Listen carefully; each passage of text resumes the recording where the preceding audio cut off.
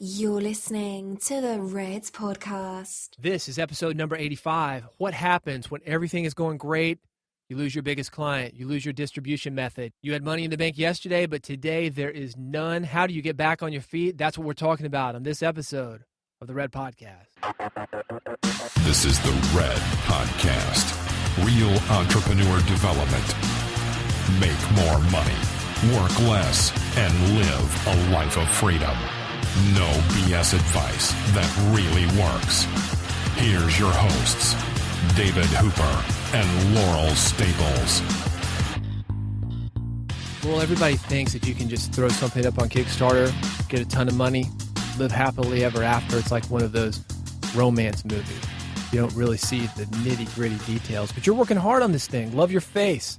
It's at lyface.com/Kickstarter if you're interested to see what Laurel's doing. How's it going? It's going well. We're kind of in that sticky middle part, though, I have to admit. Yeah, you're down to the wire. A couple more weeks left. Will you make it? Still up in the air. Well, Sidekick, which is the predictor for if a Kickstarter campaign is going to succeed or fail, says that we have a 96% chance of success. So that's kind of keeping me going through the sticky middle part. Yeah, but are you focusing on the 4%? No, I'm not. I'm focusing on the 96% chance. But you never know till it's over. But it's been a fun campaign. Laurel hasn't left the house. She's working 24 hours a day. There's some big things coming. I know you did a lot of things with big companies this week as far as generating PR. We'll see how that works out. I have left the house, for the record. Yeah, to mail press releases. Yeah, that's true. Details. lyface.com/Kickstarter. This is Red Podcast. Red stands for Real Entrepreneur Development. We help you build an audience, sell more products, and make more money. And on this episode, we're talking about how to get back on your feet. You've had a big client or a major source of income. What do you do when you lose him? You found something that works maybe. It's worked for a while, but now it's not. The money isn't there like it was. What do you do? How to get back on your feet. That's what we're talking about. Any stories of getting back on your feet, Laurel? We've had some stumbling blocks. Oh, yeah. When you've been in business as long as we have, you have had some instances where you lose things. I think for me, one time years ago when I was coaching, I had started a group program. And this one client, she said she was in, she paid me the money, and I needed the money at that time desperately. And she came one time because we were doing a one-on-one session as part of this group session, and she couldn't find my office in the building. And honestly, I could have met her in the lobby. It wasn't a big deal. My office wasn't that confusing, but she couldn't find my office.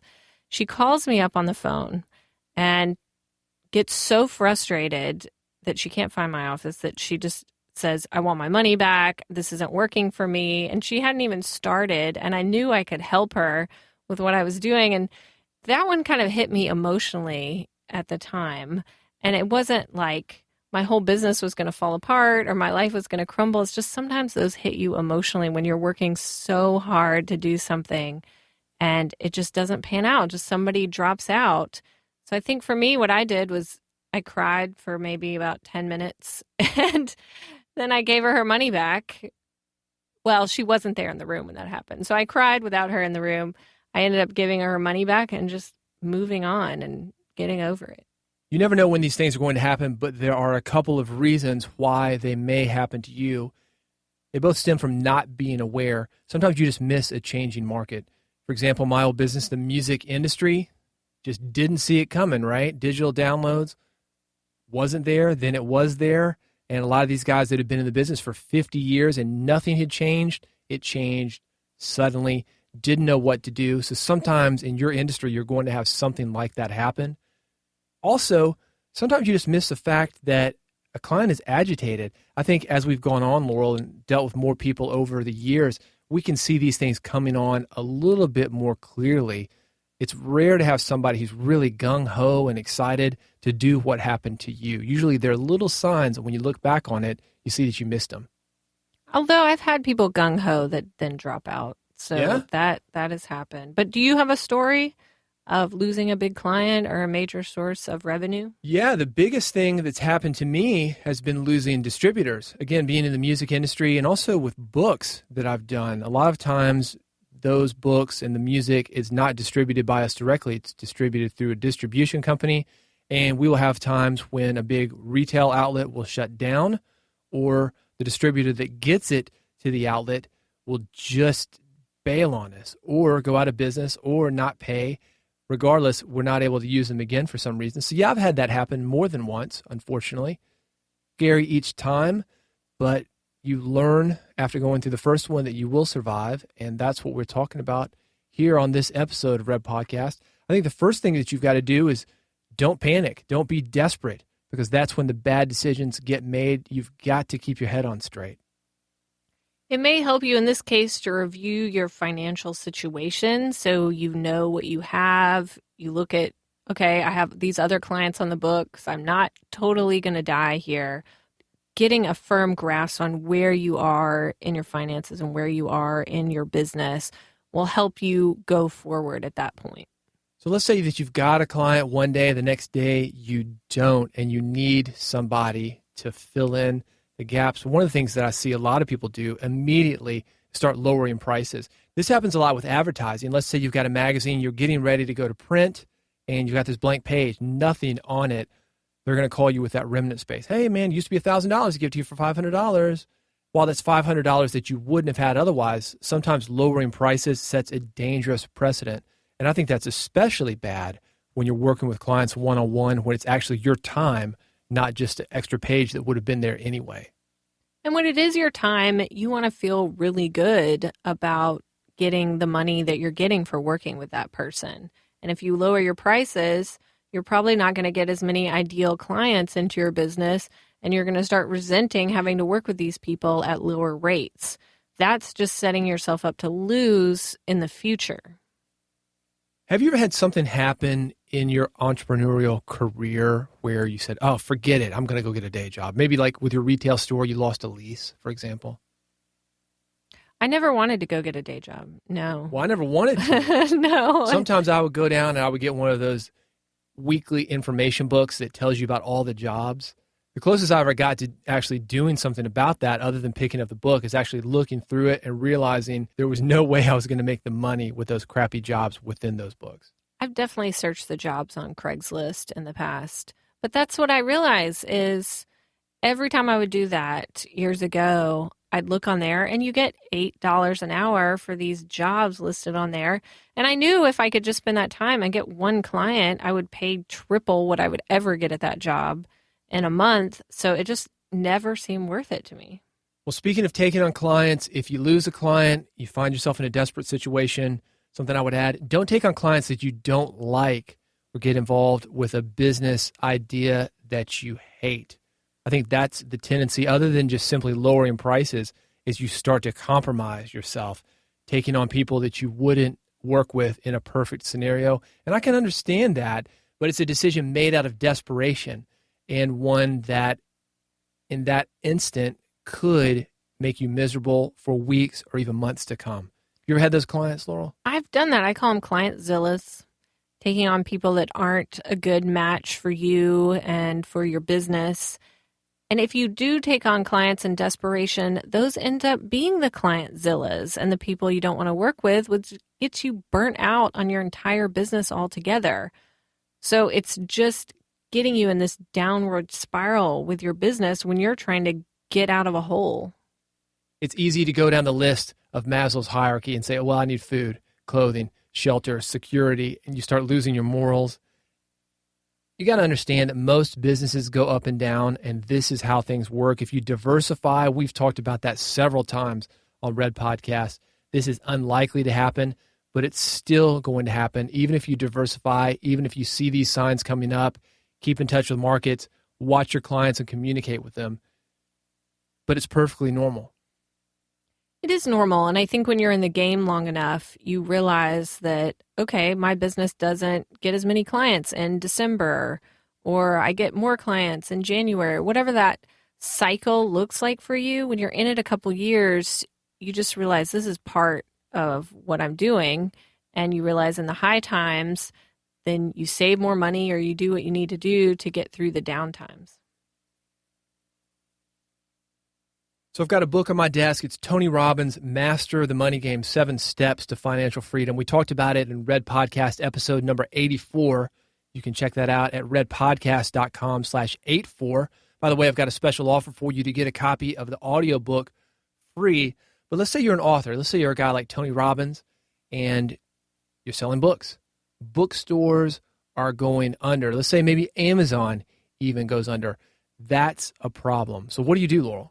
I'd look at other distribution options pretty fast. Absolutely. And even if you're not an author, what you want to do if a client goes under or a distribution method or any of these things happen where you've got an income stream and then you don't, first thing that you want to do is review your portfolio, see the intellectual property that you own, see the real property that you own maybe, depending on the business that you're in, and start looking if you've got something that you can repurpose or if there are other ways to distribute what it is that you do. Those are the first things that I would do.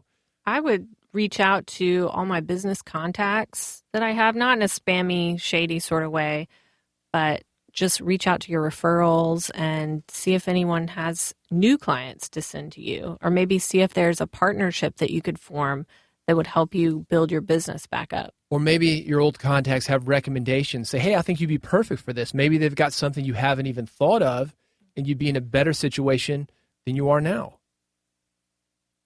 Perhaps one of these things could be even a partnership. I think that's the exciting thing. You've heard the saying that the Chinese word for crisis is the same as opportunity. And I really believe that happens as entrepreneurs. Sometimes being forced to reach out to people is going to put these things in your hand that wouldn't have been there otherwise, just by the nature of having to make those calls. David, I feel like everything happens for a reason. Do you feel like that? I used to. I'm having kind of a crisis of faith on that right now. But I will tell you this, that when something does happen, there are always those opportunities within. That's what I always see is when something goes wrong, it just makes you dig deeper to find something better for yourself. And I always come out better on the other side. So I do believe things happen for a reason, and it might be to point you on a different path. It might be to get you more clear on the path that you're on.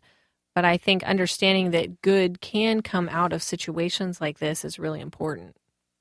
The way that I got involved in the book business was because of what I had to do in the music business. Music business was the first industry to be affected by the internet, digital downloads. We were the first people to actually sell our products digitally in a big way. That was great training ground for me. And since I was first in doing that and had several years of experience, when digital downloads started happening for books, when they started happening for film and television, people within those industries came to me for help. So you could say, well, digital music killed the music industry. The internet killed the music industry. Yeah, but for me, it's opened everything up to new industries I never thought I would be part of. And I know for you, Laurel, you had this really great experience working as a health coach, and you were doing so well in business because it was something that you just loved and you automatically understood. You had all sorts of people coming to you, and that's actually how you transitioned into being a business coach. Mm-hmm. I think you can really assess your skills when something goes wrong. And David, you talked about the music industry not doing as well when the internet came around. So you looked at your skills and you looked at what people were asking you for, and you applied those skills to a different market. And I think that can happen as well. You wouldn't do that if you just lost a client or two and just needed to pick that back up. But if something major happened, you still have all those skills and you can still apply them to something. And that's really exciting, I think, to bring in a set of skills that you were using in your industry to a brand new industry. That's what they call an expert. That's what they call exciting. That's what they call an innovator. And you'll raise your prices. You'll get more business. Again, the whole thing could bottom out on you. But when you go in, it's kind of like we're in Nashville, for example, right? We dress down here, cowboy hats. We all carry guitars. We got the jeans and the cowboy boots. We do not. Well, let's say you've got something that's basically pretty standard, right? You're going to stand out wearing that kind of outfit in a different area. I used to send bands over to Japan, and this is crazy. A lot of people don't know this about Japan. Super cool culture, and the Japanese people over there, the locals, would see Americans, like rock star type people. They would just assume these guys were famous. They weren't that famous, the guys I was sending over there. They would ask for a photo because they stood out and they looked like they were something special. Nobody would have paid any attention if they were here in Nashville, but because it was something different, you can do that with your industry as well. Sometimes people just assume you've got something really cool going on. I think you'd stand out in a cowboy hat and boots if you were anywhere but Broadway in Nashville. But that's just my opinion. Just for the record, let it be known, everybody, Nashville is not as redneck as I'm making it sound. We just kind of put on our hat, get up, and give you a show when you're down here because that's what you expect. Good business, right? So are you saying that cowboy hats and boots are redneck, David? Yeah. Okay. Pretty much. You will only find that downtown in Nashville. So let it be known, for the record, that Nashville is a very serious and cosmopolitan city. The only time we're in cowboy hats is just to put on an act for you and take your money, just a tourism thing. So that is the official Red Podcast Real Entrepreneur Development position. We are a cosmopolitan series. Thanks for clearing that up, Laurel. We have a Nordstrom and a Container Store now. So that really puts us in the running. We're getting an IKEA, everybody. Non-redneck city.